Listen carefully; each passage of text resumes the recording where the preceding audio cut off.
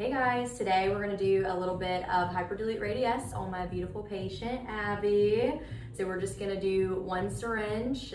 She is 26, young and beautiful, and so the reason why we're going to do hyperdilute is because the goal is not really to give her a lot more volume, but just to give her those benefits of a little bit of biostimulation. And with Radiesse, why it's my favorite biostimulator is because we can change the rheology of this product.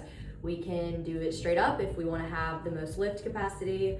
We can do a 1-to-1 dilution if we want a little bit more volume, and then we can do a 2-to-1 or 3-to-1 dilution, which is what I'm doing right here, where we mix it with some saline just to get those biostimulation effects of new collagen, elastin, pretty and healthy skin. Okay guys, so first to do Radiesse, we're gonna be injecting her pre-auricular space today. So that's just right in front of her ear. Do a big smile for me. And you can see this right here. Again, she's very young, beautiful. She has very little tissue laxity here, but we're just doing that 2-to-1 dilution to kind of help improve that area, stimulate collagen, and give her nice, beautiful skin.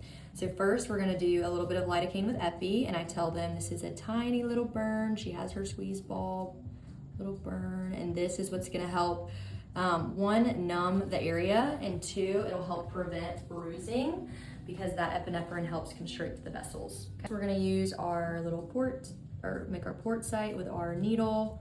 I'm using a 23 gauge cannula because that is typically easier to inject with and get in the right plane when you're doing that pre-auricular space.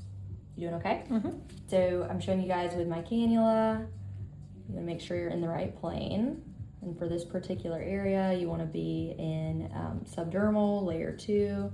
So when I lift up, you see that you can see the outline, but you cannot see the gray of the cannula. You doing okay, Abby? Mm-hmm. And then again, I'm just doing a 2-to-1 dilution. I'm using a 23 gauge cannula. You inject nice and slow.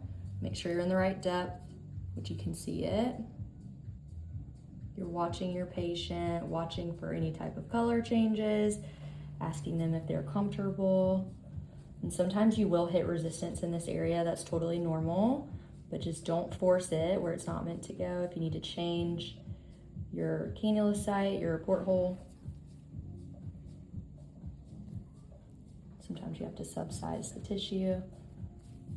So you can see it there. And again, I'm just doing nice little linear threads.